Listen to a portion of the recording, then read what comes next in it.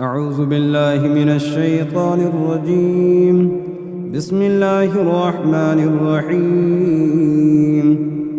ألف لام ميم. ذلك الكتاب لا ريب فيه هدى للمتقين الذين يؤمنون بالغيب ويقيمون الصلاة ومما رزقناهم ينفقون والذين يؤمنون بما أنزل إليك وما أنزل من قبلك وبالآخرة هم يوقنون أولئك على هدى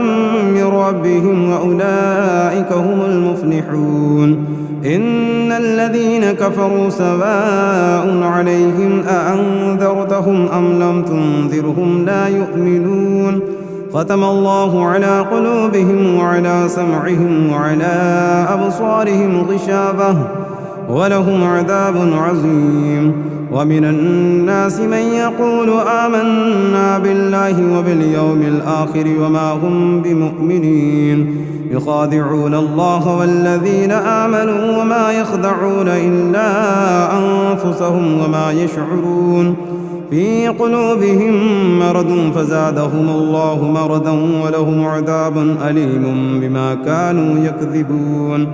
وإذا قيل لهم لا تفسدوا في الأرض قالوا إنما نحن مصلحون ألا إنهم هم المفسدون ولكن لا يشعرون. وإذا قيل لهم آمنوا كما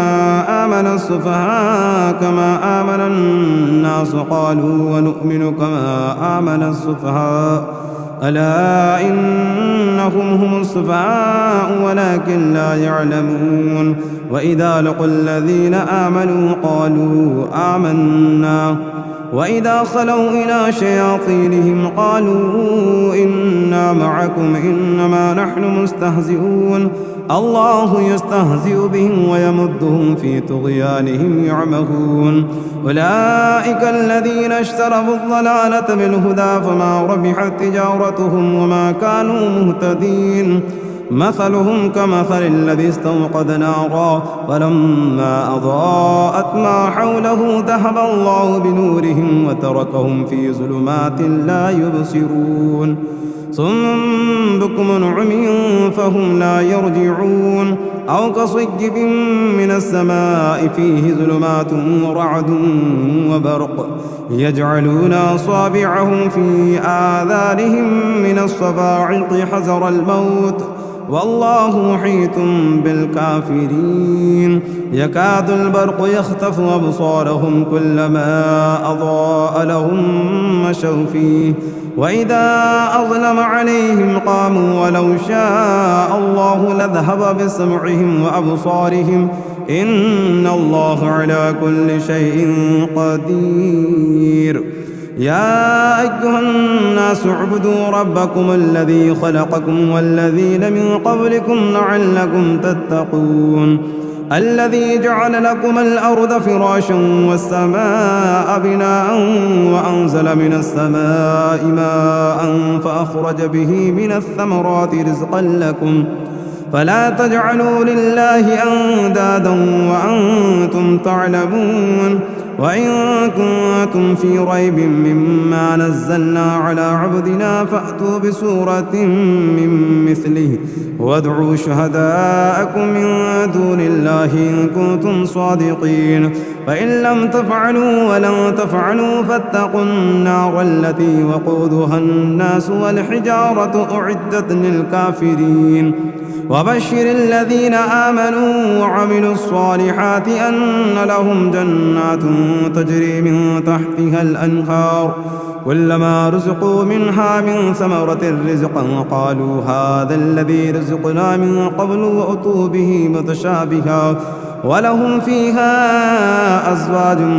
مطهرة وهم فيها خالدون. إن الله لا يستحيي أن يضرب مثلا ما بعودة فما فوقها فأما الذين آمنوا فيعلمون أنه الحق من ربهم وأما الذين كفروا فيقولون ماذا أراد الله بهذا مثلا يضل به كثيرا ويهدي به به كثيرا وما يضل به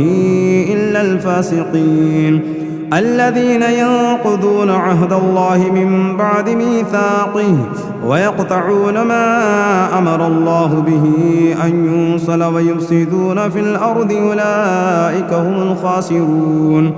كيف تكفرون بالله وكنتم أمواتا فأحياكم ثم يميتكم ثم يحييكم ثم إليه ترجعون هو الذي خلق لكم ما في الأرض جميعا ثم استوى إلى السماء فسواهن 7 سماوات وهو بكل شيء عليم وإذ قال ربك للملائكة إني جاعل في الأرض خليفة قالوا أتجعل فيها من يفسد فيها ويسفك الدماء ونحن نسبح بحمدك ونقدس لك قال إني أعلم ما لا تعلمون وعلم آدم الأسماء كلها ثم عرضهم على الملائكة فقال أنبئوني بأسماء هؤلاء إن كنتم صادقين قالوا سبحانك لا علم لنا إلا ما علمتنا إنك أنت العليم الحكيم قال يا آدم أنبئهم بأسمائهم فلما أنبأهم بأسمائهم قال ألم أقل لكم إني أعلم غيب السماوات والأرض وأعلم ما تبدون وما كنتم تكتمون وإذ قلنا للملائكة اسجدوا لآدم فسجدوا إلا إبليس أبى واستكبر وكان من الكافرين وقلنا يا آدم اسكن أنت وزوجك الجنة وكلا منها رغدا حيث شئتما ولا تقربا هذه الشجرة فتكونا من الظالمين فأضلهما الشيطان عنها فأخرجهما مما كانا فيه وقلنا اهبطوا بعضكم لبعض عدو ولكم في الأرض مستقر ومتاع إلى حين فتلقى آدم من ربه كلمات فتاب عليه إنه هو التواب الرحيم قلنا اهبطوا منها جميعا فإما يأتينكم مني هدى فمن تبع هداي فلا خوف عليهم ولا هم يحزنون والذين كفروا وكذبوا بآياتنا أولئك أصحاب النار هم فيها خالدون يا بني إسرائيل اذكروا نعمتي التي أنعمت عليكم وأوفوا بعهدي أوف بعهدكم وإياي فارهبون وآمنوا بما أنزلت مصدقا لما معكم ولا تكونوا أول كافر به ولا تشتروا بآياتي ثمنا قليلا وإياي فاتقون ولا تلبسوا الحق بالباطل وتكتموا الحق وأنتم تعلمون وأقيموا الصلاة وآتوا الزكاة واركعوا مع الراكعين أتأمرون الناس بالبر وتنسون أنفسكم وأنتم تتلون الكتاب أفلا تعقلون واستعينوا بالصبر والصلاة وإنها لكبيرة إلا على الخاشعين الذين يظنون أنهم ملاقو ربهم وأنهم إليه راجعون يا بني إسرائيل اذكروا نعمتي التي أنعمت عليكم وأني فضلتكم على العالمين واتقوا يوما لا تجزي نفس عن نفس شيئا ولا يقبل منها شفاعة ولا يؤخذ منها عدل ولا هم ينصرون وإذ نجيناكم من آل فرعون يسومونكم سوء العذاب يذبحون أبناءكم ويستحيون نساءكم وفي ذلكم بلاء من ربكم عظيم وإذ فرقنا بكم البحر فانجيناكم وأغرقنا آل فرعون وأنتم تنظرون وإذ باعدنا موسى 40 ليلة ثم اتخذتم العجل من بعده وأنتم ظالمون ثم عفونا عنكم من بعد ذلك لعلكم تشكرون وإذ آتينا موسى الكتاب والفرقان لعلكم تهتدون وإذ قال موسى لقومه يا قوم إنكم ظلمتم أنفسكم باتخاذكم العجل فتوبوا إلى بارئكم فاقتلوا أنفسكم ذلكم خير لكم عند بارئكم فتاب عليكم إنه هو التواب الرحيم وإذ قلتم يا موسى لن نؤمن لك حتى نرى الله جهرة فأخذتكم الصاعقة وأنتم تنظرون ثم بعثناكم من بعد موتكم لعلكم تشكرون وظللنا عليكم الغمام وأنزلنا عليكم المن والسلوى كلوا من طيبات ما رزقناكم وما ظلمونا ولكن كانوا أنفسهم يظلمون وإذ قلنا ادخلوا هذه القرية فكلوا منها حيث شئتم رغدا وادخلوا الباب سجدا وقولوا حتة نغفر لكم خطاياكم وسنزيد المحسنين فبدل الذين ظلموا قولا غير الذي قيل لهم فأنزلنا على الذين ظلموا رجزا من السماء بما كانوا يفسقون وإذ استسقى موسى لقومه فقلنا اضرب بعصاك الحجر فانفجرت من 12 عينا قد علم كل أناس مشربهم كلوا واشربوا من رزق الله ولا تعثوا في الأرض مفسدين وإذ قلتم يا موسى لن نصبر على طاعم واحد فادع لنا ربك يخرج لنا مما تنبت الأرض من بقلها وقثائها وفومها وعدسها وبصلها قال أتستبدلون الذي هو أدنى بالذي هو خير اهبطوا مصرا فإن لكم ما سألتم واضربت عليهم الذلة والمسكنة وباءوا بغضب من الله ذلك بأنهم كانوا يكفرون بآيات الله ويقتلون النبيين بغير الحق ذلك بما عصوا وكانوا يعتدون إن الذين آمنوا والذين هادوا والنصارى والصابئين من آمن بالله واليوم الآخر وعمل صالحا فلهم أجرهم عند ربهم ولا خوف عليهم ولا هم يحزنون وإذ أخذنا ميثاقكم ورفعنا فوقكم الطور خذوا ما آتيناكم بقوة واذكروا ما فيه لعلكم تتقون ثم توليتم من بعد ذلك فلولا فضل الله عليكم ورحمته لكنتم من الخاسرين ولقد علمتم الذين اعتدوا منكم في السبت فقلنا لهم كونوا قردة خاسئين فجعلناها نكالا لما بين يديها وما خلفها وموعظة للمتقين وإذ قال موسى لقومه إن الله يأمركم أن تذبحوا بقرة قالوا أتتخذنا هزوا قال أعوذ بالله أن أكون من الجاهلين قال ادع لنا ربك يبين لنا ما هي قال إنه يقول إنها بقرة لا فارض ولا بكر عوان بين ذلك فافعلوا ما تؤمرون قال ادع لنا ربك يبين لنا ما لونها قال إنه يقول إنها بقرة صفراء فاقع لونها تسر الناظرين قال ادع لنا ربك يبين لنا ما هي إن البقرة شابه علينا وإنا إن شاء الله لمهتدون قال إنه يقول إنها بقرة لا ذلول تثير الأرض ولا تسقي الحرث مسلمة لا شية فيها قالوا الآن جئت بالحق فذبحوها وما كادوا يفعلون وإذ قتلتم نفسا فادارأتم فيها والله مخرج ما كنتم تكتمون فقلنا اضربوه ببعضها كذلك يحيي الله الموتى ويريكم آياته لعلكم تعقلون ثم قست قلوبكم من بعد ذلك فهي كالحجارة أو أشد قسوة وإن من الحجارة لما يتفجر منه الأنهار وإن منها لما يشقق فيخرج منه الماء وإن منها لما يهبط من خشية الله وما الله بغافل عما تعملون أفتطمعون أن يؤمنوا لكم وقد كان فريق منهم يسمعون كلام الله ثم يحرفونه من بعد ما عقلوه وهم يعلمون وإذا لقوا الذين آمنوا قالوا آمنا وإذا خلا بعضهم إلى بعض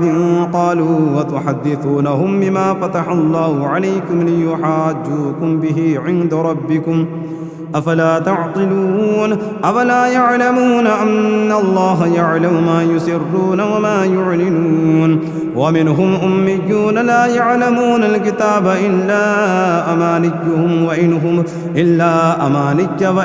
إلا يظنون فويل للذين يكتبون الكتاب بأيديهم ثم يقولون هذا من عند الله ليشتروا به ثمنا قليلا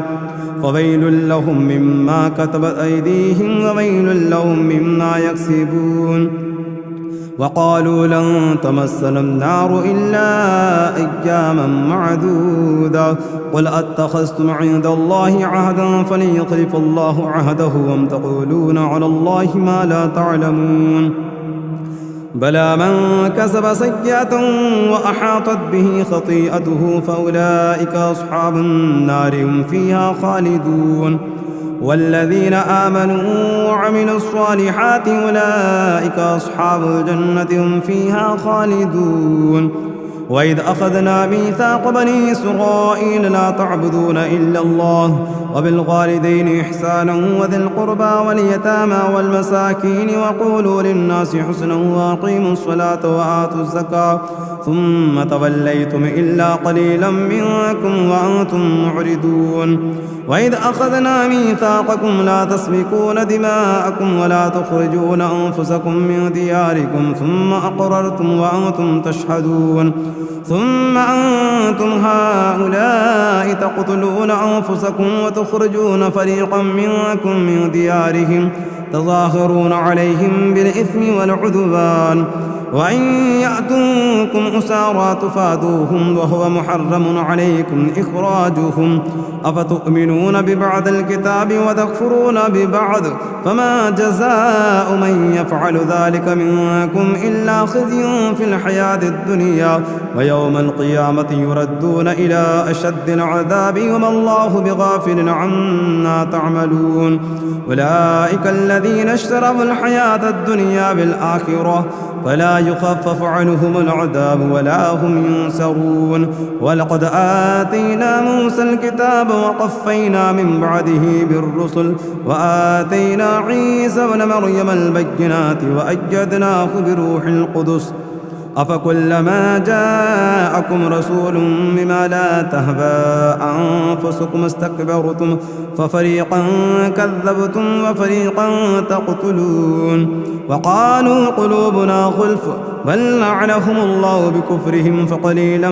ما يؤمنون ولما جاءهم كتاب من عند الله مصدق لما معهم وكانوا من قبل يستفتحون على الذين كفروا فلما جاءهم ما عرفوا كفروا به فلعنة الله على الكافرين بئس ما اشتروا به أنفسهم أن يكفروا بما أنزل الله بغيا أن ينزل الله من فضله على من يشاء من عباده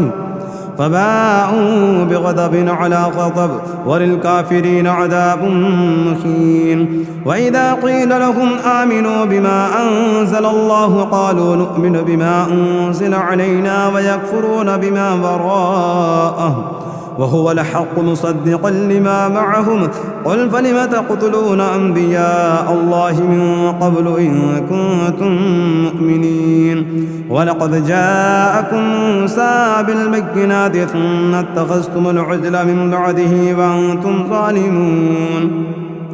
وإذ أخذنا ميثاقكم ورفعنا فوقكم الطور خذوا ما آتيناكم بقوة واذكروا قالوا سمعنا بقوة واسمعوا قالوا سمعنا وعصينا وأشربوا في قلوبهم العجل بكفرهم قل بئس ما يأمركم به إيمانكم إن كنتم مؤمنين قل إن كانت لكم الدار الآخرة عند الله خالصة من دون الناس فتمنوا الموت إن كنتم صادقين ولن يتمنوه أبدا بما قدمت أيديهم والله عليم بالظالمين ولتجدنهم أحرص الناس على حياة ومن الذين أشركوا يود أحدهم لو يعمر 1000 سنة وما هو بمزحزحه من العذاب أن يعمر والله بصير بما يعملون قل من كان عدوا لجبريل فإنه نزله على قلبك بإذن الله مصدقا لما بين يديه وهدى وبشرى للمؤمنين من كان عدوا لله وملائكته ورسله وجبريل وميكال فإن الله عدو للكافرين ولقد أنزلنا إليك آيات بينات وما يكفر بها إلا الفاسقون أفكلما عاهدوا عهدا نبذه فريق منهم بل أكثرهم لا يؤمنون ولما جاءهم رسول من عند الله مصدق لما معهم نبذ فريق من الذين أوتوا كتاب الله وراء ظهورهم كأنهم لا يعلمون واتبعوا ما تتلو الشياطين على ملك سليمان وما كفر سليمان ولكن الشياطين كفروا يعلمون الناس السحر وما أنزل على الملكين ببابل هاروت وماروت وما يعلمان من أحد حتى يقولا إنما نحن فتنة فلا تكفر فيتعلمون منهما ما يفرقون به بين المرء وزوجه وما هم بضارين به من أحد إلا بإذن الله ويتعلمون ما يضرهم ولا ينفعهم ولقد علموا لمن اشتراه ما له في الآخرة من خلاق ولبئس ما شروا به أنفسهم لو كانوا يعلمون ولو أنهم آمنوا واتقوا لمثوبة من عند الله خير لو كانوا يعلمون يا أيها الذين آمنوا لا تقولوا راعنا وقولوا انظرنا واسمعوا وللكافرين عذاب أليم ما يود الذين كفروا من أهل الكتاب ولا المشركين أن ينزل عليكم من خير من ربكم والله يختص برحمته من يشاء والله ذو الفضل العظيم ما ننسخ من آية أو ننسها نأتي بخير منها أو مثلها ألم تعلم أن الله على كل شيء قدير ألم تعلم أن الله له ملك السماوات والأرض وما لكم من دون الله من ولي ولا نصير أم تريدون أن تسألوا رسولكم كما سئل موسى من قبل ومن يتبدل الكفر بالإيمان فقد ضل سواء السبيل ود كثير من أهل الكتاب لن يردونكم من بعد إيمانكم كفارا حسدا من عند أنفسهم من بعد ما تبين لهم الحق فاعفوا واصفحوا حتى يأتي الله بأمره إن الله على كل شيء قدير وأقيموا الصلاة وآتوا الزكاة وما تقدموا لأنفسكم من خير تجدوه عند الله إن الله بما تعملون بصير وقالوا لن يدخل الجنة إلا من كان هودا أو نصارى تلك أمانتهم قل هاتوا برهانكم إن كنتم صادقين بلى من أسلم وجهه لله وهو محسن فله أجره عند ربه ولا خوف عليهم ولا هم يحزنون وقالت اليهود ليست النصارى اليهود على شيء وهم يتلون الكتاب كذلك قال الذين لا يعلمون مثل قولهم والله يحكم بينهم يوم القيامة فيما كانوا فيه يختلفون ومن أظلم ممن منع مساجد الله أن يذكر فيها اسمه وسعى في خرابها أولئك ما كان لهم أن يدخلوها إلا خائفين لهم في الدنيا خزي ولهم في الآخرة عذاب عظيم ولله المشرق والمغرب فأينما تولوا فثم وجه الله إن الله واسع عليم وقالوا اتخذ الله ولدا سبحانه بل له ما في السماوات والأرض كل له قانتون بديع السماوات والأرض وإذا قضى أمرا فإنما يقول له كن فيكون وقال الذين لا يعلمون لولا يكلمنا الله أو تأتينا آية كذلك قال الذين من قبلهم مثل قولهم تشابهت قلوبهم قد بينا الآيات لقوم يوقنون إنا أرسلناك بالحق بشيرا ونذيرا ولا تسأل عن أصحاب الجحيم ولن ترضى عنك اليهود ولا النصارى حتى تتبع ملتهم قل إن هدى الله هو الهدى ولئن اتبعت أهواءهم بعد الذي جاءك من العلم ما لك من الله من ولي ولا نصير الذين آتيناهم الكتاب يتلونه حق تلاوته أولئك يؤمنون به ومن يكفر به فأولئك هم الخاسرون يا بني إسرائيل اذكروا نعمتي التي أنعمت عليكم وأني فضلتكم على العالمين واتقوا يوما لا تجزي نفس عن نفس شيئا ولا يقبل منها عدل ولا تنفعها شفاعة ولا هم ينصرون وإذ ابتلى إبراهيم ربه بكلمات فأتمهن قال إني جاعلك للناس إماما قال ومن ذريتي قال لا ينال عهد الظالمين وإذ جعلنا البيت مثابة للناس وأمنا واتخذوا من مقام إبراهيم مصلى وعهدنا إلى إبراهيم وإسماعيل وإسماعيل أن طهرا بيت للطائفين والعاكفين والركع السجود وإذ قال إبراهيم رب اجعل هذا بلدا آمنا وارزق أهله من الثمرات من آمن منهم بالله واليوم الآخر قال ومن كفر فأمتعه قليلا ثم أضطره إلى عذاب النار وبئس المصير وإذ يرفع إبراهيم القواعد من البيت وإسماعيل ربنا تقبل منا إنك أنت السميع العليم ربنا واجعلنا مسلمين لك ومن ذريتنا أمة مسلمة لك وأرنا مناسكنا وتب علينا إنك أنت التواب الرحيم ربنا وابعث فيهم رسولا منهم يتلو عليهم آياتك ويعلمهم الكتاب والحكمة ويزكيهم إنك أنت العزيز الحكيم ومن يرغب عن ملة إبراهيم إلا من سفي نفسه ولقد اصطفيناه في الدنيا وإنه في الآخرة لمن الصالحين إذ قال له ربه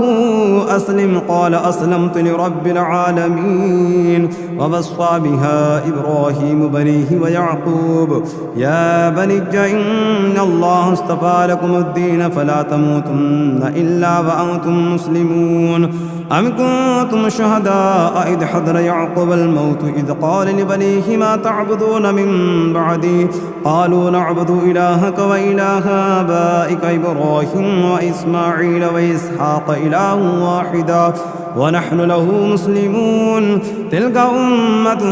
قد خلت لها ما كسبت ولكم ما كسبتم ولا تسألون عما كانوا يعملون وقالوا كونوا هودا أو نصارى تهتدوا قل بل ملة إبراهيم حنيفا وما كان من المشركين قولوا آمنا بالله وما أنزل إلينا وما أنزل إلى إبراهيم وإسماعيل وإسحاق ويعقوب والأسباط وما أوتي موسى وعيسى وما أوتي النبيون من ربهم لا نفرق بين أحد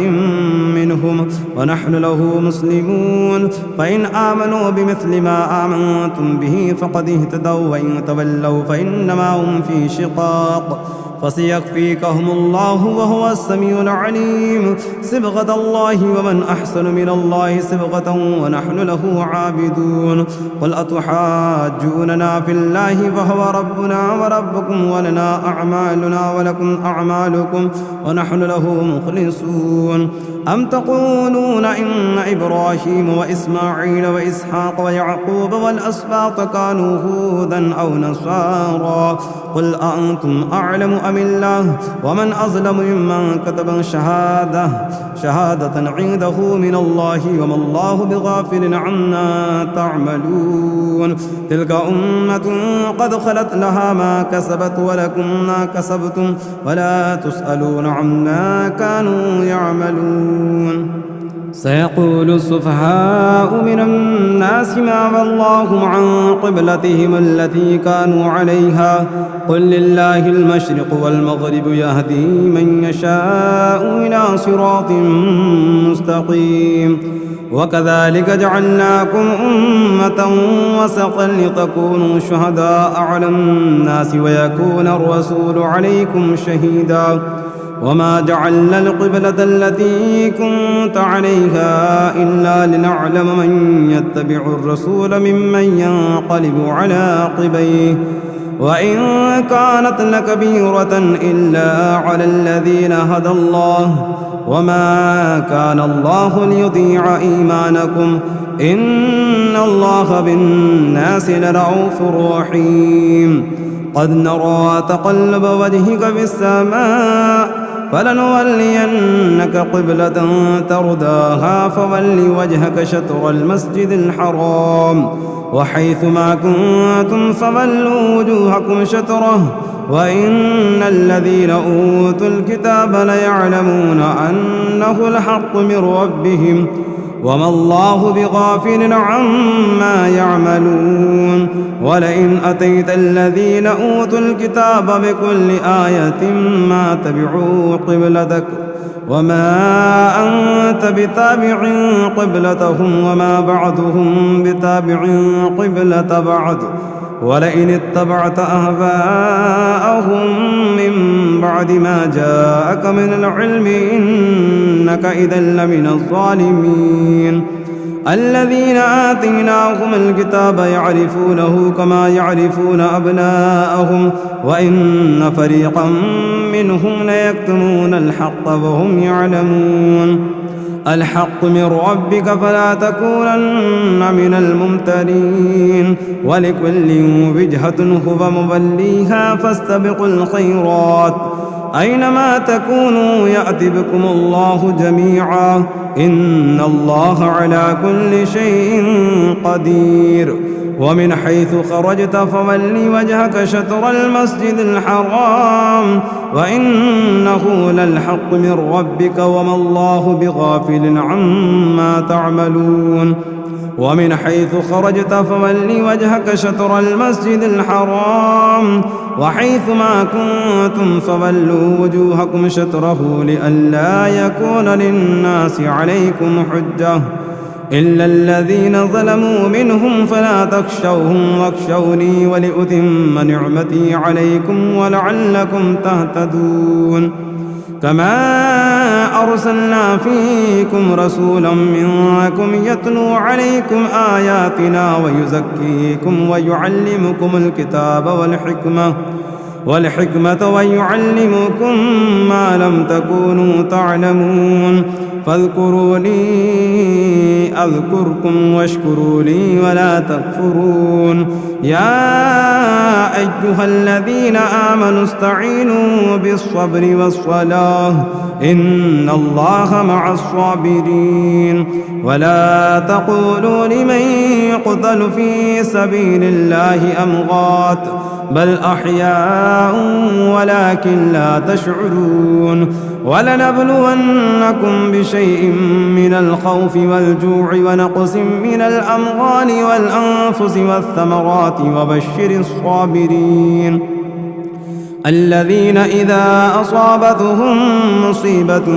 قالوا إنا لله وإنا إليه راجعون. أولئك عليهم صلوات من ربهم ورحمة وأولئك هم المهتدون. إن الصفا والمروة من شعائر الله فمن حج البيت أو اعتمر فلا جناح عليه أن يطوف بهما ومن تطوع خيرا فإن الله شاكر عليم. إن الذين يكتمون ما أنزلنا من البينات والهدى من بعد ما بيناه للناس في الكتاب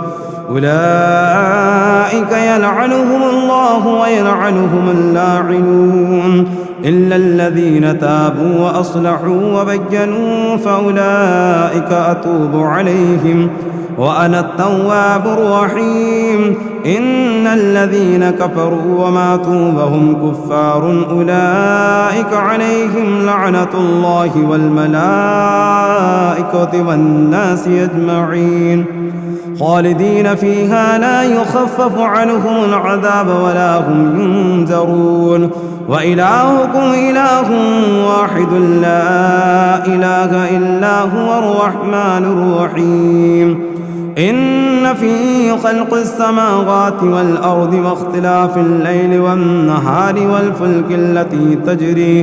والفلك التي تجري في البحر بما ينفع الناس وما أنزل الله من السماء من ماء فأحيا به الأرض بعد موتها وبث فيها من كل دابة وتصريف الرياح والسحاب المسخر بين السماء والأرض لآيات لقوم يعقلون. ومن الناس من يتخذ من دون الله أندادا يحبونهم كحب الله والذين آمنوا أشد حبا لله ولو يرى الذين ظلموا إذ يرون العذاب أن القوة لله جميعا وأن الله شديد العذاب. إذ تبرأ الذين اتبعوا من الذين اتبعوا ورأوا العذاب وتقطعت بهم الأسباب. وقال الذين اتبعوا لو أن لنا كرة فنتبرأ منهم كما تبرأوا منا كذلك يريهم الله أعمالهم حسرات عليهم وما هم بخارجين من النار. يا أيها الناس كلوا مما في الأرض حلالا طيبا ولا تتبعوا خطوات الشيطان إنه لكم عدو مبين. إنما يأمركم بالسوء والفحشاء وأن تقولوا على الله ما لا تعلمون. وإذا قيل لهم اتبعوا ما أنزل الله قالوا بل نتبع ما ألفينا عليه آباءنا أولو كان آباؤهم لا يعقلون شيئا ولا يهتدون. ومثل الذين كفروا كمثل الذي ينعق بما لا يسمع إلا دعاء ونداء صم بكم عمي فهم لا يعقلون. يا أيها الذين آمنوا كلوا من طيبات ما رزقناكم واشكروا لله إن كنتم إياه تعبدون. إنما حرم عليكم الميتة والدم ولحم الخنزير وما أهل به لغير الله فمن اضطر غير باغ ولا عاد فلا إثم عليه إن الله غفور رحيم. إن الذين يكتمون ما أنزل الله من الكتاب ويشترون به ثمنا قليلا أولئك ما يأكلون في بطونهم في بطونهم إلا النار ولا يكلمهم الله يوم القيامة ولا يزكيهم ولهم عذاب أليم. أولئك الذين اشتروا الضلالة بالهدى والعذاب بالمغفرة فما أصبرهم على النار ذلك بأن الله نزل الكتاب بالحق وإن الذين اختلفوا في الكتاب لفي شقاق بعيد. ليس البر أن تولوا وجوهكم قبل المشرق والمغرب ولكن البر من آمن بالله واليوم الآخر والملائكة والكتاب والنبيين وآتى المال على حبه ذوي القربى واليتامى والمساكين وابن السبيل والسائلين وفي الرقاب وأقام الصلاة وآتى الزكاة والموفون بعهدهم إذا عهدوا والصابرين في البأساء والضراء وحين البأس أولئك الذين صدقوا وأولئك هم المتقون. يا أيها الذين آمنوا كتب عليكم القصاص في القتلى الحر بالحر والعبد بالعبد والأنثى بالأنثى فمن عفي له من أخيه شيء فاتباع بالمعروف وأداء إليه بإحسان ذلك تخفيف من ربكم ورحمة فمن اعتدى بعد ذلك فله عذاب أليم. ولكم في القصاص حياة يا أولي الألباب لعلكم تتقون. كتب عليكم إذا حضر أحدكم الموت إن ترك خيرا الوصية للوالدين والأقربين بالمعروف حقا على المتقين فمن بدله بعد ما سمعه فإنما إثمه على الذين يبدلونه وإن الله سميع عليم. فمن خاف من موص جنفا أو إثما فأصلح بينهم فلا إثم عليه إن الله غفور رحيم. يا أيها الذين آمنوا كتب عليكم الصيام كما كتب على الذين من قبلكم لعلكم تتقون أياما معدودات فمن كان منكم مريضا أو على سفر فعدة من أيام أخر وعلى الذين يطيقونه فدية طعام مسكين فمن تطوع خيرا فهو خير له وأن تصوموا خير لكم إن كنتم تعلمون. شهر رمضان الذي أنزل فيه القرآن هدى للناس وبينات من الهدى والفرقان فمن شهد منكم الشهر فليصمه ومن كان مريضا أو على سفر فعدة من أيام أخر يريد الله بكم اليسر ولا يريد بكم العسر ولتكملوا العدة ولتكبروا الله على ما هداكم ولعلكم تشكرون. وإذا سألك عبادي عني فإني قريب أجيب دعوة الداع إذا دعاني فليستجيبوا لي وليؤمنوا بي لعلهم يرشدون. أحل لكم ليلة الصيام الرفث إلى نسائكم هن لباس لكم وأنتم لباس لهن علم الله أنكم كنتم تختانون أنفسكم فتاب عليكم وعفى عنكم فالآن باشروهن وابتغوا ما كتب الله لكم وكلوا واشربوا حتى يتبين لكم الخيط الأبيض من الخيط الأسود من الفجر ثم أتموا الصيام إلى الليل ولا تباشروهن وأنتم عاكفون في المساجد تلك حدود الله فلا تقربوها كذلك يبين الله آياته للناس لعلهم يتقون. ولا تأكلوا أموالكم بينكم بالباطل وتدلوا بها إلى الحكام لتأكلوا فريقا من أموال الناس بالإثم وأنتم تعلمون.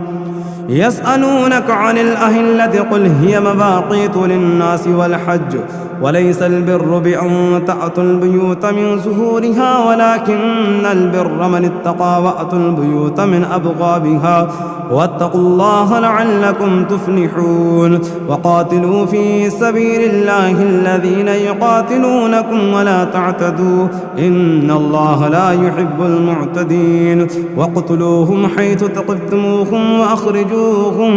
من حيث أخرجوكم والفتنة أشد من القتل ولا تقاتلوهم عند المسجد الحرام حتى يقاتلوكم فيه فإن قاتلوكم فاقتلوهم كذلك جزاء الكافرين فإن انتهوا فإن الله غفور رحيم وقاتلوهم حتى لا تكون فتنة ويكون الدين لله فإن انتهوا فلا عدوان إلا على الظالمين الشهر الحرام بالشهر الحرام والحرمات قصاص فمن اعتدى عليكم فاعتدوا عليه بمثل ما اعتدى عليكم واتقوا الله واعلموا أن الله مع المتقين وأنفقوا في سبيل الله ولا تلقوا بأيديكم إلى التهلكة وأحسنوا إن الله يحب المحسنين وأتموا الحج والعمرة لله فإن أحسرتم فمن استيسر من الهدي ولا تحلقوا رؤوسكم حتى يبلغ الهدي محله فمن كان منكم مريضا أو به أذى من رأسه ففدية من صيام أو صدقة أو نسك فإذا أمنتم فمن تمتع بالعمرة إلى الحج فما استيسر من الهدي فمن لم يجد فالصيام 3 أيام في الحج و7 إذا رجعتم تلك 10 كاملة ذلك لمن لم يكن أهله حاضر المسجد الحرام واتقوا الله واعلموا أن الله شديد العقاب الحج أشهر معلومات فمن فرض فيهن الحج فلا رفث ولا فسوق ولا جدال في الحج وما تفعلوا من خير يعلمه الله وتزبدوا فإن خير الزاد التقوى واتقون يا أولي الألباب ليس عليكم جناح أن تبتغوا فضلا من ربكم فإذا أفضتم من عرفات فاذكروا الله عند المشعر الحرام واذكروه كما هداكم وإن كنتم من قبله لمن الضالين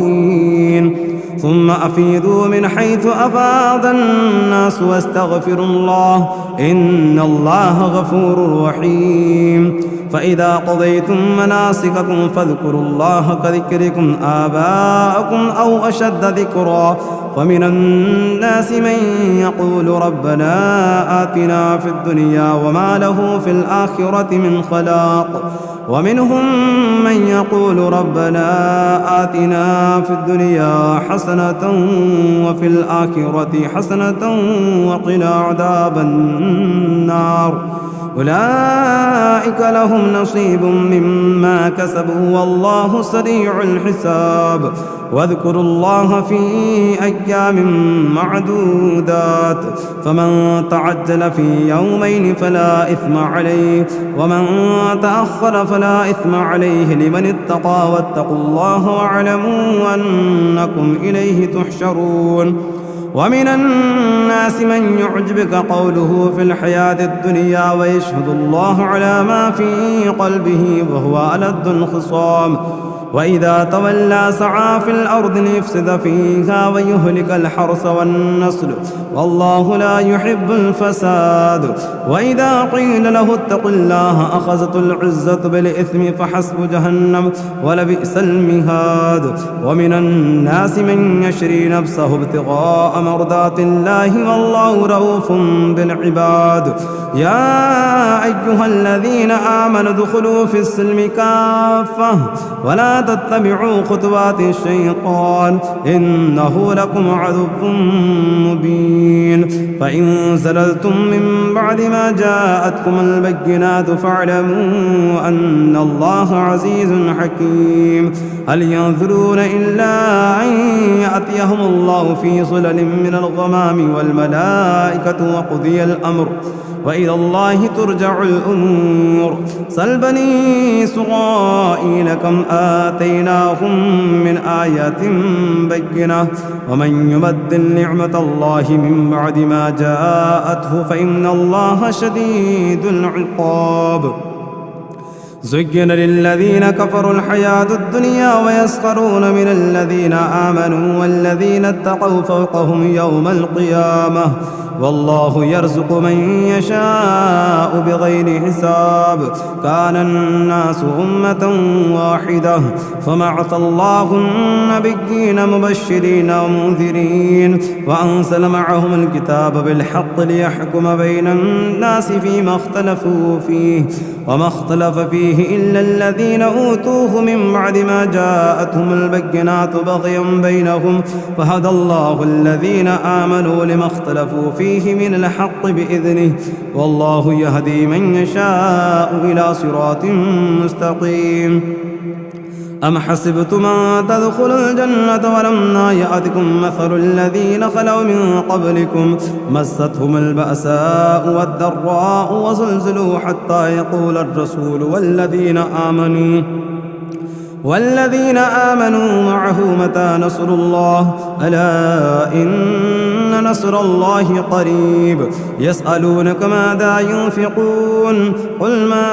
أنفقتم من خير فللوالدين والأقربين واليتامى والمساكين وابن السبيل وما تفعلوا من خير فإن الله به عليم كتب عليكم القتال وهو كره لكم وعسى أن تكرهوا شيئا وهو خير لكم وعسى أن تحبوا شيئا وهو شر لكم والله يعلم وأنتم لا تعلمون يسألونك عن الشهر الحرام قتال فيه قل قتال فيه كبير وصد عن سبيل الله وكفر به والمسجد الحرام وإخراج أهله منه أكبر عند الله والفتنة أكبر من القتل ولا يزالون يقاتلونكم حتى يردوكم عن دينكم إن استطاعوا ومن يرتد منكم عن دينه فيمت وهو كافر فأولئك حبطت أعمالهم في الدنيا والآخرة وأولئك أصحاب النار هم فيها خالدون إن الذين آمنوا والذين هاجروا وجاهدوا في سبيل الله أولئك يرجون رحمة الله والله غفور رحيم يسألونك عن الخمر والميسر قل فيهما إثم كبير ومنافع للناس وإثمهما أكبر من نفعهما ويسألونك ماذا ينفقون قل العفو كذلك يبين الله لكم الآيات لعلكم تتفكرون في الدنيا والآخرة ويسألونك عن اليتامى قل إصلاح لهم خير وإن تخالطوهم فإخوانكم والله يعلم المفسد من المصلح ولو شاء الله لأعنتكم إن الله عزيز حكيم ولا تنكحوا المشركات حتى يؤمن ولأمة مؤمنة خير من مشركة ولو أعجبتكم ولا تنكحوا المشركين حتى يؤمنوا ولعبد مؤمن خير من مشرك ولو أعجبكم أولئك يدعون إلى النار والله يدعو إلى الجنة والمغفرة بإذنه ويبين آياته للناس لعلهم يتذكرون ويسألونك عن المحيض قل هو أذى فاعتزلوا النساء في المحيض ولا تقربوهن حتى يطهرن فإذا تطهرن فأتوهن من حيث أمركم الله إن الله يحب التوابين ويحب المتطهرين نساؤكم حرث لكم فأتوا حرثكم أنى شئتم وقدموا لأنفسكم واتقوا الله واعلموا أنكم ملاقوه وبشر المؤمنين ولا تجعلوا الله عرضة لأيمانكم أن تبروا وتتقوا وتصلحوا بين الناس والله سميع عليم لا يؤاخذكم الله باللغو في أيمانكم ولكن يؤاخذكم بما كسبت قلوبكم والله غفور حليم عليم. للذين يؤلون من نسائهم تربص 4 أشهر فإن فاءوا فإن الله غفور رحيم. وإن عزموا الطلاق فإن الله سميع عليم. والمطلقات يتربصن بأنفسهن 3 قروء ولا يحل لهن أن يكتمن ما خلق الله في أرحامهن إن كن يؤمن بالله واليوم الآخر وبعولتهن أحق بردهن في ذلك إن أرادوا إصلاحا ولهن مثل الذي عليهن بالمعروف وللرجال عليهن درجة والله عزيز حكيم. الطلاق 2 فإمساك بمعروف أو تسريح بإحسان ولا يحل لكم أن تأخذوا مما آتيتموهن شيئا إلا أن يخافا ألا يقيما حدود الله فإن خفتم ألا يقيما حدود الله فلا جناح عليهما فيما افتدت به تلك حدود الله فلا تعتدوها ومن يتعد حدود الله فأولئك هم الظالمون. فإن طلقها فلا تحل له من بعد حتى تنكح زوجا غيره فإن طلقها فلا جناح عليهما أن يتراجعا إن ظنا أن يقيما حدود الله وتلك حدود الله يبينها لقوم يعلمون. وإذا طلقتم النساء فبلغن أجلهن فأمسكوهن بمعروف أو سرحوهن بمعروف ولا تمسكوهن ضرارا لتعتدوا ومن يفعل ذلك فقد ظلم نفسه. ولا تتخذوا آيات الله هزوا واذكروا نعمة الله عليكم وما أنزل عليكم من الكتاب والحكمة يعظكم به واتقوا الله واعلموا أن الله بكل شيء عليم. وإذا طلقتم النساء فبلغن أجلهن فلا تعذلوهن أن ينكحن أزواجهن إذا ترادوا بينهم بالمعروف ذلك يوعظ به من كان منكم يؤمن بالله واليوم الآخر ذلكم أزكى لكم وأطهر والله يعلم وأنتم لا تعلمون. والوالدات يرضعن أولادهن حولين كاملين لمن أراد أن يتم الرضاعة وعلى المولود له رزقهن وكسوتهن بالمعروف لا تكلف نفس إلا وسعها لا تضار والدة بولدها ولا مولود له بولده وعلى الوارث مثل ذلك فإن أراد فصالا عن تراض منهما وتشاور فلا جناح عليهما. وإن أردتم أن تسترضعوا أولادكم فلا جناح عليكم إذا سلمتم ما آتيتم بالمعروف واتقوا الله واعلموا أن الله بما تعملون بصير. والذين يتوفون منكم ويذرون أزواجا يتربصن بأنفسهن 4 أشهر و10 فإذا بلغن أجلهن فلا جناح عليكم فيما فعلن في أنفسهن بالمعروف والله بما تعملون خبير. ولا جناح عليكم فيما عرضتم به من خطبة النساء أو أكننتم في أنفسكم علم الله أنكم ستذكرونهن ولكن لا تواعدوهن سرا إلا أن تقولوا قولا معروفا ولا تعزموا عقدة النكاح حتى يبلغ الكتاب أجله واعلموا أن الله يعلم ما في أنفسكم فاحذروا واعلموا أن الله غفور حليم. لا جناح عليكم إن طلقتم النساء ما لم تمسوهن أو تفرضوا لهن فريضة ومتعوهن على الموسع قدره وعلى المقدر قدره متاعا بالمعروف حقا على المحسنين. وإن طلقتموهن من قبل أن تمسوهن وقد فرضتم لهن فريضة فنصف ما فرضتم إلا أن يعفون أو يعفو الذي بيده عقدة النكاح وأن تعفوا أقرب للتقوى ولا تنسوا الفضل بينكم إن الله بما تعملون بصير حافظوا على الصلوات والصلاة الوسطى وقوموا لله قانتين فإن خفتم فرجالا أو ركبانا فإذا أمنتم فاذكروا الله كما علمكم ما لم تكونوا تعلمون والذين يتوفون منكم ويذرون أزواجا وصية لأزواجهم متاعا إلى الحول غير إخراج فإن خرجن فلا جناح عليكم فيما فعلن في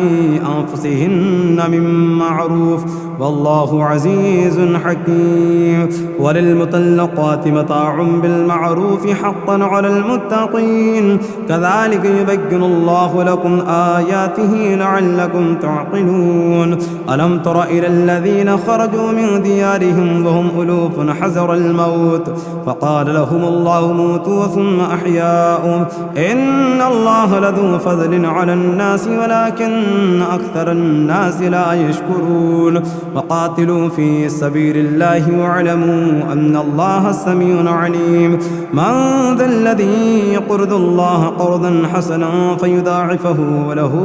أضعافا كثيرا والله يقبض ويبسط وإليه ترجعون ألم تر إلى الملأ من بني إسرائيل من بعد موسى إذ قالوا لنبي لهم بعث لنا ملكا نقاتل في سبيل الله قال هل عسيتم إن كتب عليكم القتال ألا تقاتلوا قالوا وما لنا ألا نقاتل في سبيل الله وقد أخرجنا من ديارنا وأبنائنا فلما كتب عليهم القتال تولوا إلا قليلا منهم والله عليم بالظالمين وقال لهم نبيهم إن الله قد بعث لكم طالوت ملكا قالوا أنى يكون له الملك علينا ونحن أحق بالملك منه ولم يؤت سعة من المال قال إن الله اصطفاه عليكم وزاده بسطة في العلم والجسم والله يؤتي ملكه من يشاء والله واسع عليم وقال لهم نبيهم إن آية ملكه أن يأتيكم التابوت في سكينة من ربكم وبقية مما ترك آل موسى وآل هارون تحمله الملائكة إن في ذلك لآية لكم إن كنتم مؤمنين فلما فصل طالوت بالجنود قال إن الله مبتليكم بنهر فمن شرب منه فليس مني ومن لم يطعمه فإنه مني إلا من اغترف غربة بيده فشربوا منهم إلا قليلا منهم فلما جاوزه هو والذين آمنوا معه قالوا لا طاقة لنا اليوم جالوت وجنوده قال الذين يظنون أنهم ملاقوا الله كم من فئة قليلة غلبت فئة كثيرة بإذن الله والله مع الصابرين ولما برزوا لجالوت وجنوده قالوا ربنا أفرغ علينا صبرا وثبت أقدامنا وانصرنا على القوم الكافرين فهزموهم بإذن الله وقتل داود جالوت وآتاه الله الملك والحكمة وعلمه مما يشاء ولولا دفع الله الناس بعدهم ببعض لفسدت الأرض ولكن الله ذو فضل على العالمين تلك آيات الله نتلوها عليك بالحق وإنك لمن المرسلين تلك الرسل فضلنا بعدهم على بعد منهم من كلم الله ورفع بعدهم درجات وآتينا عيسى بن مريم البينات وأيدناه بروح القدس ولو شاء الله ما اقتتل الذين من بعدهم من بعد ما جاءتهم البينات ولكن اختلفوا فمنهم من آمن ومنهم من كفر ولو شاء الله ما اقتتلوا ولكن الله يفعل ما يريد. يا أيها الذين آمنوا أنفقوا مما رزقناكم من قبل أن يأتي يوم لا بيع فيه ولا خلة ولا شفاعة والكافرون هم الظالمون. الله لا إله إلا هو الحي القيوم لا تأخذه سنة ولا نوم له ما في السماوات وما في الأرض من ذا الذي يشفع عنده إلا بإذنه يعلم ما بين أيديهم وما خلفهم ولا يحيطون بشيء من علمه إلا بما شاء وسع كرسيه السماوات والأرض ولا يؤوده حفظهما وهو العلي العظيم. لا إكراه في الدين قد تبين الرشد من الغي فمن يكفر بالطاغوت ويؤمن بالله فقد استمسك بالعروة الوثقى لا انفصام لها والله سميع عليم. الله ولي الذين آمنوا يخرجهم من الظلمات إلى النور والذين كفروا أولياؤهم الطاغوت يخرجونهم من النور إلى الظلمات أولئك أصحاب النار هم فيها خالدون. ألم تر إلى الذي حاج إبراهيم في ربه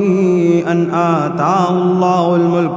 إذ قال إبراهيم ربي الذي يحيي ويميت قال أنا أحيي وأميت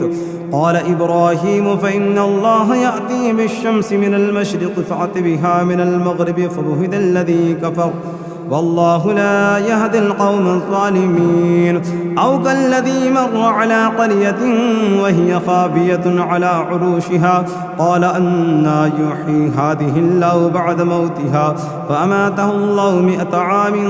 ثم بعث قال كم لبثت قال لبثت يوما أو بعد يوم قال بل لبثت 100 عام فانظر إلى طعامك وشرابك لم يتسنه وانظر إلى حمارك ولنجعلك آية للناس وانظر إلى العظام كيف ننشزها ثم نكسوها لحما فلما تبين له قال أعلم أن الله على كل شيء قدير. وإذ قال إبراهيم ربي أرني كيف تحيي الموتى قال أولم تؤمن قال بلى ولكن ليطمئن قلبي قال فخذ 4 من الطير فصرهن إليك ثم اجعل على كل جبل منهن جزءا ثم ادعهن يأتينك سعيا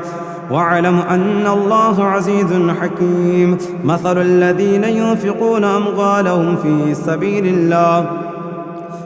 سبيل الله كمثل حبة أنبتت 7 سنابل في كل سنبلة 100 حبة والله يضاعف لمن يشاء والله واسع عليم. الذين ينفقون أموالهم في سبيل الله ثم لا يتبعون ما أنفقوا منا ولا أذى لهم أجرهم عند ربهم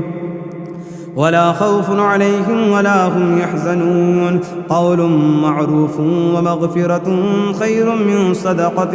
يتبعها أذى والله غني حليم. يا أيها الذين آمنوا لا تبطلوا صدقاتكم بالمن والأذى كالذي ينفق ماله رئاء الناس ولا يؤمن بالله واليوم الآخر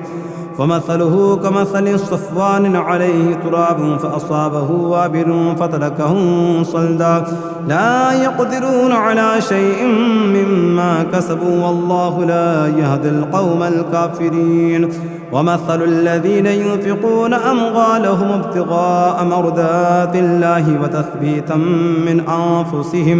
من أنفسهم كمثل جنة بربوة أصابها وابل فآتت أكلها ضعفين وإن لم يصبها وابل فطل والله بما تعملون بصير. أيود أحدكم أن تكون له جنة من نخيل وأعناب تجري من تحتها الأنهار له فيها من كل الثمرات وأصابه الكبر وله ذرية ضعفاء فأصابها إعصار فيه نار فاحترقت كذلك يبين الله لكم الآيات لعلكم تتفكرون. يا أيها الذين آمنوا أنفقوا من طيبات ما كسبتم ومما أخرجنا لكم من الأرض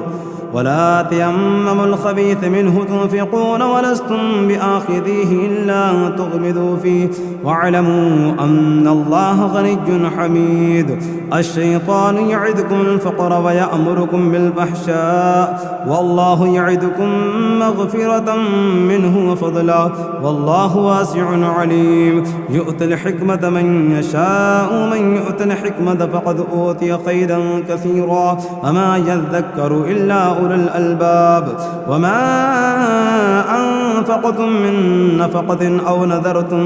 من نذر فإن الله يعلمه وما للظالمين من أنصار. إن تبدوا الصدقات فنعما هي وإن تخفوها وتؤتوها الفقراء فهو خير لكم ويكفر عنكم من سيئاتكم والله بما تعملون خبير. ليس عليك هداهم ولكن الله يهدي من يشاء وما تنفقوا من خير فلأنفسكم وما تنفقون إلا ابتغاء وجه الله وما تنفقوا من خير يوفى إليكم وأنتم لا تظلمون. للفقراء الذين أحصروا في سبيل الله لا يستطيعون ضربا في الأرض يحسبهم الجاهل أغنياء من التعفف تعرفهم بسيماهم لا يسألون الناس إلحافا وما تنفقوا من خير فإن الله به عليم.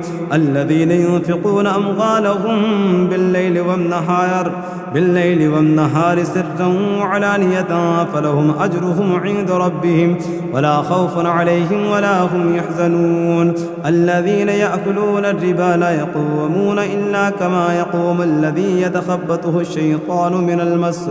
ذلك بأنهم قالوا إنما البيع مثل الربا وأحل الله البيع وحرم الربا فمن جاءه موعظة من ربه فانتهى فله ما سلف وأمره إلى الله ومن عاد فأولئك أصحاب النار هم فيها خالدون. يمحق الله الربا ويربي الصدقات والله لا يحب كل كفار أثيم. إن الذين آمنوا وعملوا الصالحات وأقاموا الصلاة وآتوا الزكاة لهم أجرهم عند ربهم ولا خوف عليهم ولا هم يحزنون. يا أيها الذين آمنوا اتقوا الله وذروا ما بقي من الربا إن كنتم مؤمنين فإن لم تفعلوا فأذنوا بحرب من الله ورسوله وإن تبتم فلكم رؤوس أموالكم لا تظلمون ولا تظلمون. وإن كان ذو عسرة فنذرة إلى ميسرة وأن تصدقوا خير لكم إن كنتم تعلمون. واتقوا يوما ترجعون فيه إلى الله ثم توفى كل نفس ما كسبت وهم لا يظلمون. يا أيها الذين آمنوا إذا تداينتم بدين إلى أجل مسمى فاكتبوه وليكتب بينكم كاتب بالعدل ولا يأب كاتب أن يكتب كما علمه الله فليكتب وليملل الذي عليه الحق وليتق الله ربه ولا يبخس منه شيئا فإن كان الذي عليه الحق سفيها أو ضعيفا أو لا يستطيع أن يمل هو فليملل وليه بالعدل واستشهدوا شهيدين من رجالكم فإن لم يكونا رجلين فرجل وامرأتان ممن ترضون من الشهداء أن تضل إحداهما فتذكر إحداهما الأخرى ولا يأبى الشهداء إذا ما دعوا ولا تسأموا أن تكتبوه صغيرا أو كبيرا إلى أجله ذلكم أقسط عند الله وأقدم للشهادة وأدنى ألا ترتابوا إلا تكون تجارة حاضرة تديرونها بينكم فليس عليكم جناح ألا تكتبوها وأشهدوا إذا تبايعتم ولا يدار كاتب ولا شهيد وإن تفعلوا فإنه فسوق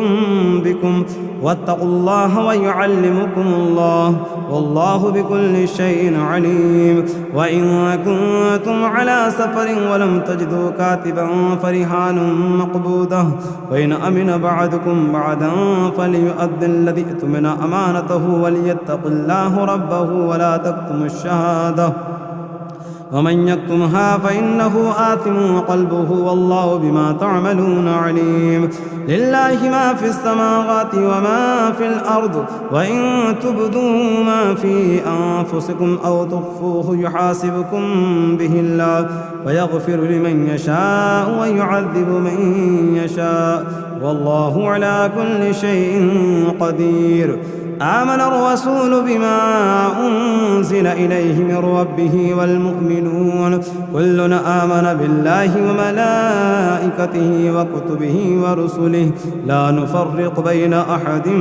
من رسله وقالوا سمعنا وأطعنا غفرانك ربنا وإليك المصير. لا يكلف الله نفسا إلا وسعها لها ما كسبت وعليها ما اكتسبت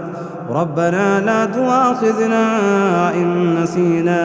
أو أخطأنا ربنا ولا تحمل علينا إصرا كما حملته على الذين من قبلنا ربنا ولا تحملنا ما لا طاقة لنا به واعف عنا واغفر لنا وارحمنا أنت مولانا فانصرنا على القوم الكافرين.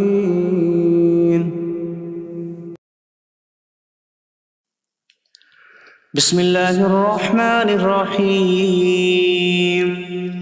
اللہ کے نام سے شروع جو نہایت مہربان رحمت والا. یاسین والقرآن الحکیم انک لمن المرسلین علی صراط مستقیم. یاسین حکمت والے قرآن کی قسم، بے شک تم رسولوں میں سے ہو سیدھی راہ پر ہو. تنزیل العزیز الرحیم لتنذر قوما ما انذر آباؤهم فهم غافلون. عزت والے مہربان کا اتارا ہوا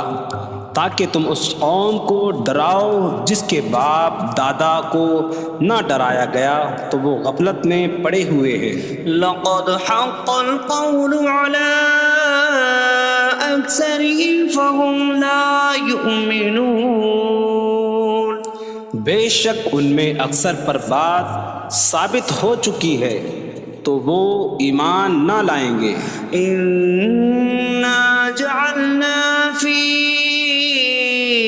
أعناقهم أغلالا فهي إلى الأذقان فهم مقمحون. ہم نے ان کی گردنوں میں توق ڈال دیے ہیں تو وہ ٹھوڑیوں تک ہیں تو وہ اوپر کو منہ اٹھائے ہوئے ہیں. وجعلنا من بين أيديهم سدا ومن خلفهم سدا فأغشيناهم فهم لا يبصرون. اور ہم نے ان کے آگے دیوار بنا دی اور ان کے پیچھے بھی ایک دیوار بنا دی، پھر انہیں اوپر سے بھی ڈھانک دیا تو انہیں کچھ دکھائی نہیں دیتا. وسواء عليهم أأنذرتهم أم لم تنذرهم لا يؤمنون. اور تمہارا انہیں ڈرانا اور نہ ڈرانا ان پر برابر ہے، وہ ایمان نہیں لائیں گے. انما تنذر من اتبع الذكر وخشي الرحمن بالغيب فبشره بمغفرة وأجر کریم۔ تم تو صرف اسے ڈراتے ہو جو نصیحت کی پیروی کرے اور رحمان سے بغیر دیکھے ڈرے، تو اسے بخشش اور عزت کے ثواب کی بشارت دو۔ إنا نحن نحيي الموتى ونكتب ما قدموا وآثارهم وكل شيء أحصيناه في إمام مبين۔ بے شک ہم مردوں کو زندہ کریں گے اور ہم لکھ رہے ہیں جو عمل انہوں نے آگے بھیجا اور ان کے پیچھے چھوڑے ہوئے نشانات کو، اور ایک ظاہر کر دینے والی کتاب میں ہر چیز ہم نے شمار کر رکھی ہے۔ واضرب لهم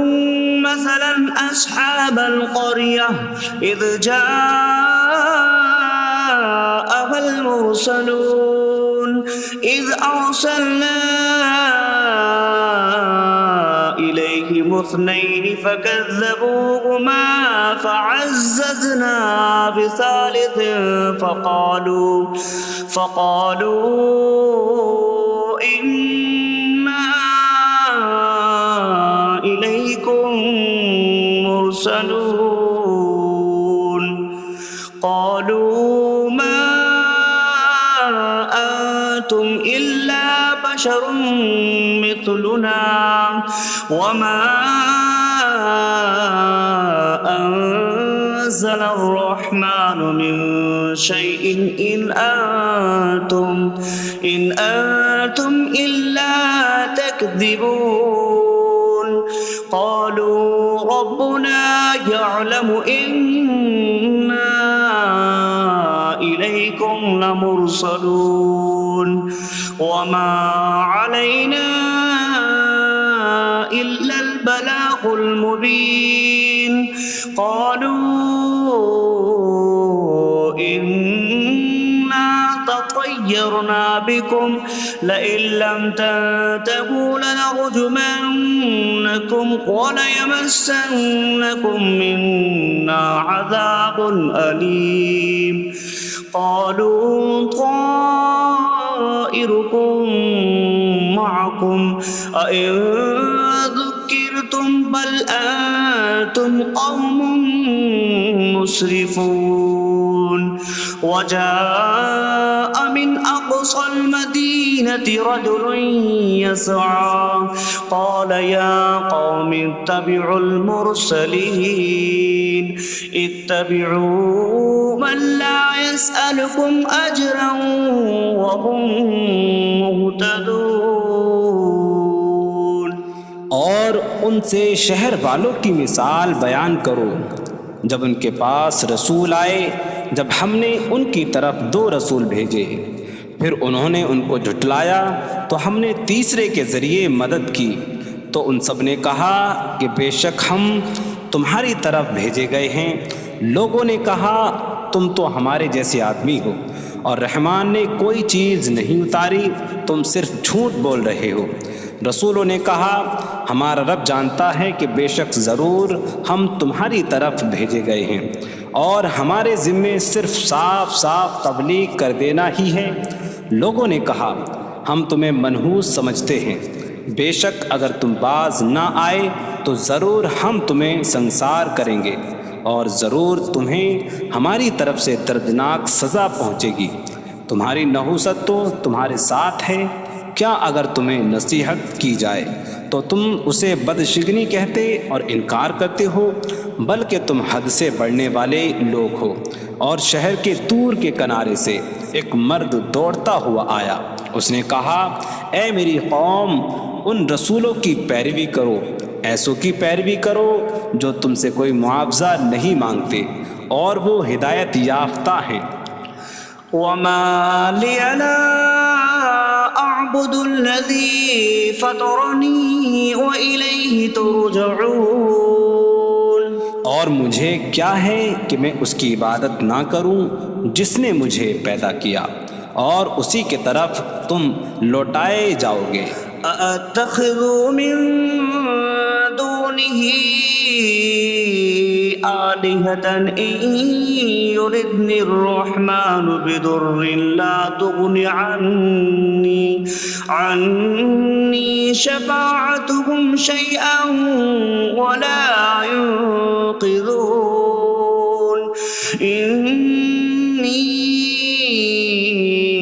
إذا لفي ضلال مبين إني آمنت بربكم فاسمعون۔ کیا میں اللہ کے سوا اور معبود بنا لوں کہ اگر رحمان مجھے کوئی نقصان پہنچانا چاہے تو ان کی سفارش مجھے کوئی نفع نہ دے اور نہ وہ مجھے بچا سکیں گے؟ بے شک جب میں کھلی گمراہی میں ہو، بے شک میں تمہارے رب اللہ پر ایمان لایا تو تم میری ہی سنو۔ قيل ادخل الجنة قال يا ليت قومي يعلمون بما غفر لي ربي فجعلني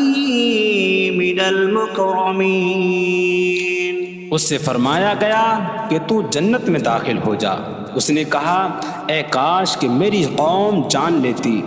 جیسی میرے رب نے میری مغفرت کی اور مجھے عزت والوں میں شامل کیا۔ وما أنزلنا على قومه من بعده من جود من السماء وما كنا منزلين إن كانت إلا صيحة واحدة فإذا هم خامدون۔ اور ہم نے اس کے بعد اس کی قوم پر آسمان سے کوئی لشکر نہ اتارا اور نہ ہم وہاں کوئی لشکر اتارنے والے تھے، وہ صرف ایک چیخ تھی تو جبھی وہ بجھ کر رہ گئے۔ یا حسرة على العباد ما يأتيهم من رسول إلا كانوا به يستهزئون۔ اور کہا گیا کہ ہائے افسوس ان بندوں پر کہ ان کے پاس کوئی رسول آتا ہے تو اس سے ٹھٹا مذاق ہی کرتے ہیں۔ أَلَمْ يَرَوْا كَمْ أَهْلَكْنَا قَبْلَهُمْ مِنَ الْقُرُونِ أَنَّكُمْ إِلَيْهِمْ لَا يَرْجِعُونَ وَإِن كُلٌّ لَّمَّا جَمِيعٌ لَّدَيْنَا مُحْضَرُونَ۔ کیا انہوں نے نہ دیکھا کہ ہم نے ان سے پہلے کتنی قومیں ہلاک کر دیں کہ وہ اب ان کی طرف پلٹنے والے نہیں، اور جتنے بھی ہیں سب کے سب ہمارے حضور حاضر کیے جائیں گے۔ وَآيَةٌ لَّهُمُ الْأَرْضُ الْمَيْتَةُ أَحْيَيْنَاهَا وَأَخْرَجْنَا مِنْهَا حَبًّا فَمِنْهُ يَأْكُلُونَ۔ اور ان کے لیے ایک نشانی مردہ زمین ہے، ہم نے اسے زندہ کیا اور اس سے اناج نکالا تو اس میں سے وہ کھاتے ہیں۔ وَجَعَلْنَا فِيهَا جَنَّاتٍ مِّن نَّخِيلٍ وَأَعْنَابٍ وَفَجَّرْنَا فِيهَا مِنَ الْعُيُونِ لِيَأْكُلُوا مِن ثَمَرِهِ وَمَا عَمِلَتْهُ أَيْدِيهِمْ أَفَلَا يَشْكُرُونَ۔ اور ہم نے اس میں کھجوروں اور انگوروں کے باغ بنائے اور ہم نے اس میں کچھ چشمے بہائے تاکہ لوگ اس کے پھلوں میں سے کھائیں، اور یہ ان کے ہاتھوں نے نہیں بنائے تو کیا وہ شکر ادا نہیں کریں گے؟ سبحان الذي خلق الأزواج كلها مما تنبت الأرض ومن أنفسهم ومما لا يعلمون۔ پاک ہے وہ جس نے سب جوڑے بنائے زمین کی اگائی ہوئی چیزوں سے اور لوگوں سے اور ان چیزوں سے جنہیں وہ جانتے بھی نہیں۔ وَآيَةٌ لَهُمُ اللَّيْلُ نَسْلَخُ مِنْهُ النَّهَارَ فَإِذَا هُمْ مُظْلِمُونَ، اور ان کے لیے ایک نشانی رات ہے، ہم اس پر سے دن کو کھینچ لیتے ہیں تو جب ہی وہ اندھیروں میں رہ جاتے ہیں۔ وَالشَّمْسُ تَجْرِي لِمُسْتَقَرٍّ لَهَا ذَلِكَ تَقْدِيرُ الْعَزِيزِ الْعَلِيمِ، اور سورج اپنے ٹھہرنے کے وقت تک چلتا رہے گا، یہ زبردست علم والے کا مقرر کیا ہوا ہے۔ وَالْقَمَرَ قَدَّرْنَاهُ مَنَازِلَ حَتَّى عَادَ كَالْعُرْجُونِ الْقَدِيمِ، اور چاند کے لیے ہم نے منزلیں مقرر کی یہاں تک کہ وہ کھجور کی پرانی شاخ جیسا ہو جاتا ہے۔ لَا الشَّمْسُ يَنبَغِي لَهَا أَن تُدْرِكَ الْقَمَرَ وَلَا اللَّيْلُ سَابِقُ النَّهَارِ وَكُلٌّ فِي فَلَكٍ يَسْبَحُونَ۔ سورج کو لائق نہیں کہ چاند کو پکڑے، اور نہ رات دن پر سبقت لے جانے والی ہے، اور ہر ایک ایک دائرے میں تیر رہا ہے۔ وَآيَةٌ لَهُمْ أَنَّا حَمَلْنَا ذُرِّيَّتَهُمْ فِي الْفُلْكِ الْمَشْحُونِ وَخَلَقْنَا لَهُم مِّن مِّثْلِهِ مَا يَرْكَبُونَ، اور ان کے لیے ایک نشانی یہ ہے کہ ہم نے ان کی نسلوں کو بھری ہوئی کشتی میں سوار کیا، اور ہم نے ان کے لیے ویسی ہی کشتیاں بنا دیں جن پر سوار ہوتے ہیں۔ وَإِن نَّشَأْ نُغْرِقْهُمْ فَلَا صَرِيخَ لَهُمْ وَلَا هُمْ يُنقَذُونَ إِلَّا رَحْمَةً مِّنَّا وَمَتَاعًا إِلَىٰ حِينٍ، اور اگر ہم چاہیں تو انہیں ڈبو دیں تو نہ کوئی ان کی فریاد کو پہنچنے والا ہو اور نہ انہیں بچایا جائے مگر ہماری طرف سے رحمت اور ایک وقت تک فائدہ اٹھانے کی مہلت ہو۔ وَإِذَا قِيلَ لَهُمُ اتَّقُوا مَا بَيْنَ أَيْدِيكُمْ وَمَا خَلْفَكُمْ لَعَلَّكُمْ تُرْحَمُونَ وَمَا تَأْتِيهِم مِّنْ آيَةٍ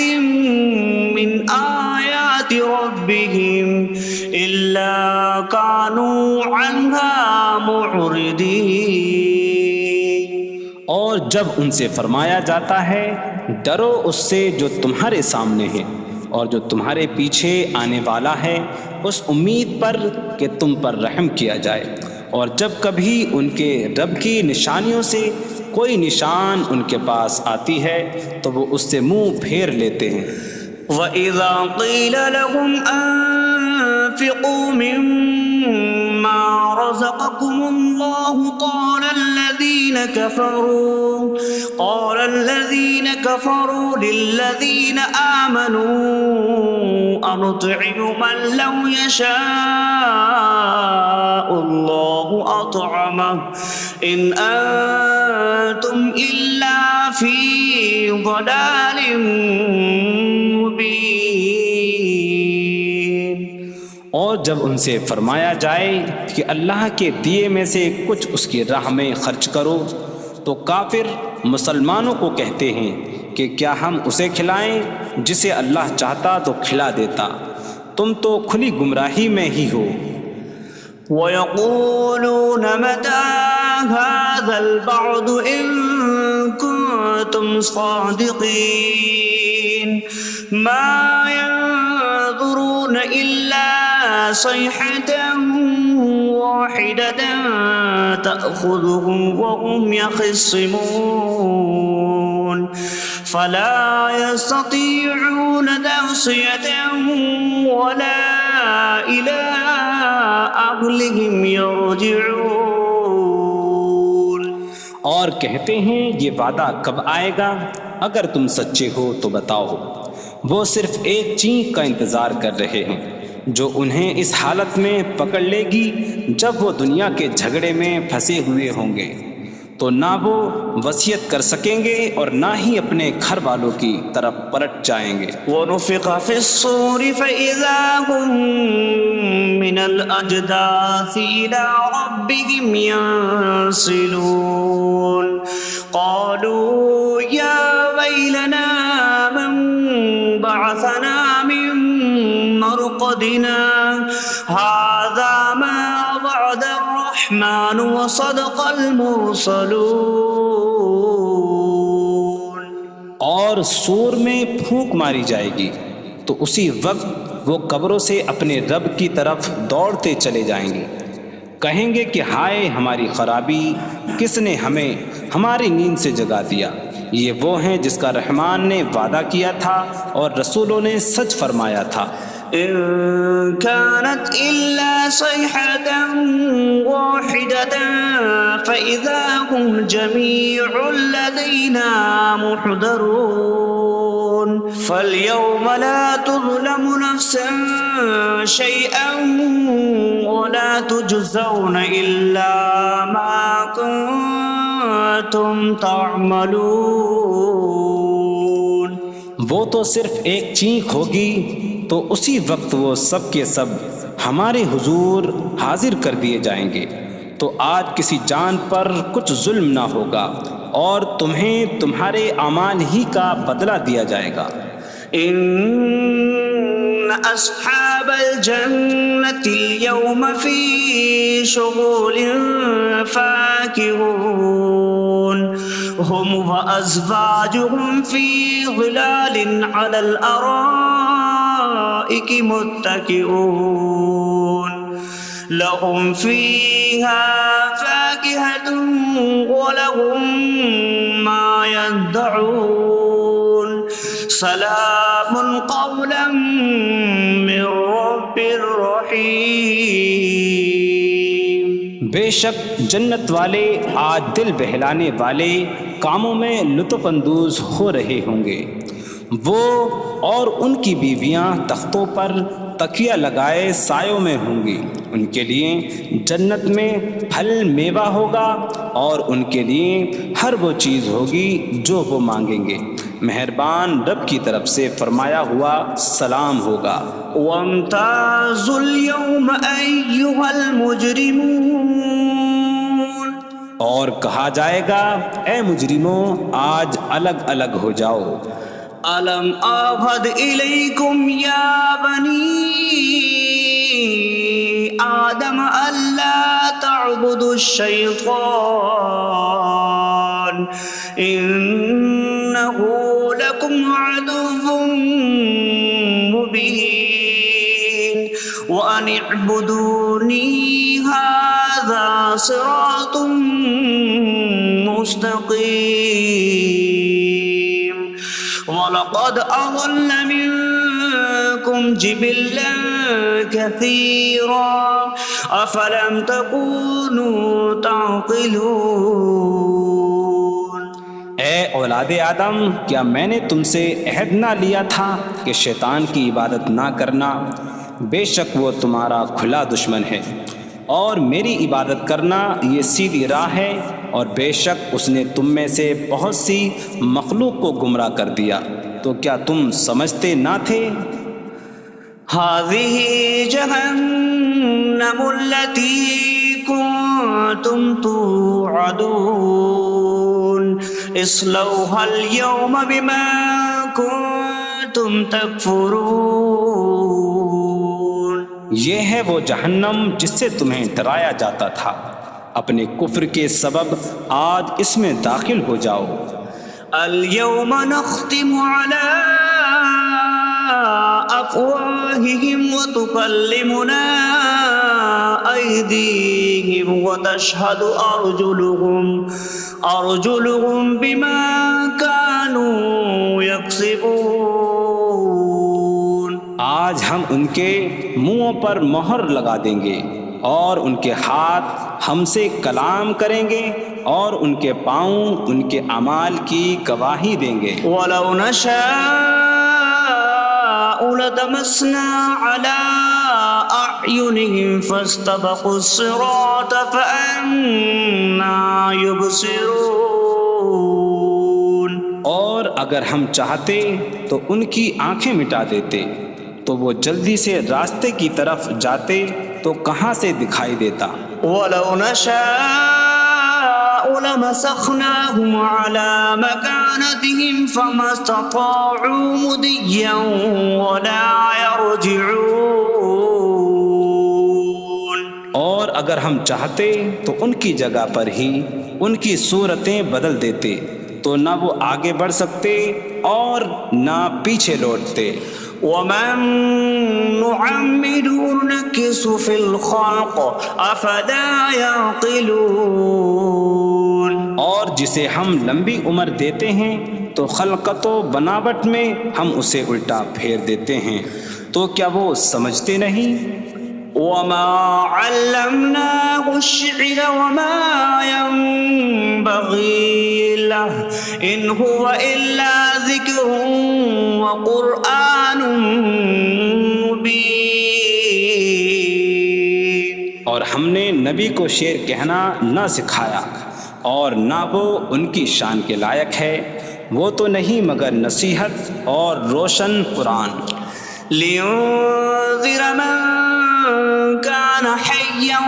وَيَحِقَّ الْقَوْلُ عَلَى الْكَافِرِينَ۔ تاکہ وہ ہر ایسے شخص کو ڈرائیں جو زندہ ہو اور کافروں پر بات ثابت ہو جائے۔ أَوَلَمْ يَرَوْا أَنَّا خَلَقْنَا لَهُم مِّمَّا عَمِلَتْ أَيْدِينَا أَنْعَامًا فَهُمْ لَهَا مَالِكُونَ وَظَلَّلْنَاهَا لَهُمْ فَمِنْهَا رَكُوبُهُمْ وَمِنْهَا يَأْكُلُونَ وَلَهُمْ فِيهَا مَنَافِعُ وَمَشَارِبُ أَفَلَا يَشْكُرُونَ۔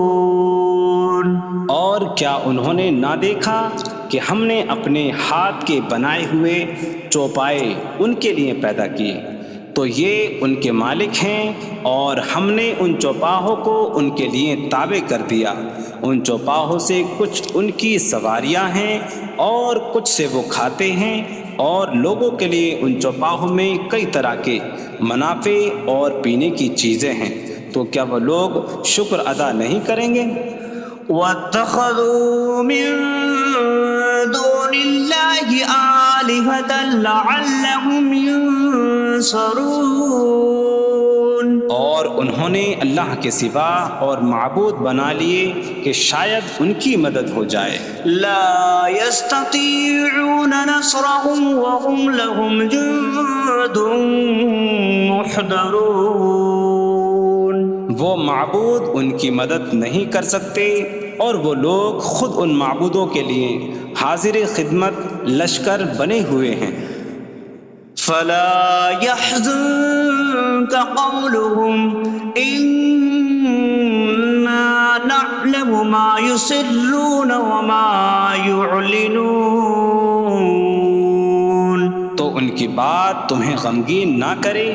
بے شک ہم جانتے ہیں جو وہ چھپاتے ہیں اور جو ظاہر کرتے ہیں۔ أَوَلَمْ يَرَ الْإِنسَانُ أَنَّا خَلَقْنَاهُ مِن نُّطْفَةٍ فَإِذَا هُوَ خَصِيمٌ مُّبِينٌ وَضَرَبَ لَنَا مَثَلًا وَنَسِيَ خَلْقَهُ قَالَ مَن يُحْيِي الْعِظَامَ وَهِيَ رَمِيمٌ قُلْ يُحْيِيهَا الَّذِي أَنشَأَهَا أَوَّلَ مَرَّةٍ وَهُوَ بِكُلِّ خَلْقٍ عَلِيمٌ۔ اور کیا آدمی نے نہ دیکھا کہ ہم نے اسے ایک بوند سے بنایا، پھر تب ہی وہ کھلم کھلا جھگڑا کرنے والا ہے اور ہمارے لیے مثال دیتا ہے۔ اور اپنی پیدائش کو بھول گیا، کہنے لگا ایسا کون ہے جو ہڈیوں کو زندہ کر دے جبکہ وہ بالکل گلی ہوئی ہو؟ تم فرماؤ ان ہڈیوں کو وہ زندہ کرے گا جس نے پہلی بار انہیں بنایا، اور وہ ہر پیدائش کو جاننے والا ہے۔ الذي جعل لكم من الشجر الأخضر نارا فإذا أنتم منه توقدون، جس نے تمہارے لیے سبز درخت سے آگ پیدا کی تو جبھی تم اس سے آگ جلاتے ہو۔ أوليس الذي خلق السماوات والأرض بقادر على أن يخلق مثلهم بلى وهو الخلاق العليم۔ اور کیا جس نے آسمان اور زمین بنائے وہ اس بات پر قادر نہیں کہ ان جیسے اور پیدا کر دے؟ کیوں نہیں، اور وہی بڑا پیدا کرنے والا سب کو جاننے والا ہے۔ انما امره اذا اراد شيئا ان يقول له كن فيكون، اس کا کام تو یہی ہے کہ جب کسی چیز کا ارادہ فرماتا ہے تو اس سے فرماتا ہے ہو جا تو وہ ہو جاتی ہے۔ فسبحان الذي بيده ملكوت كل شيء وإليه ترجعون، تو پاک ہے وہ جس کے ہاتھ میں ہر چیز کا قبضہ ہے اور اسی کی طرف تم پھیرے جاؤ گے۔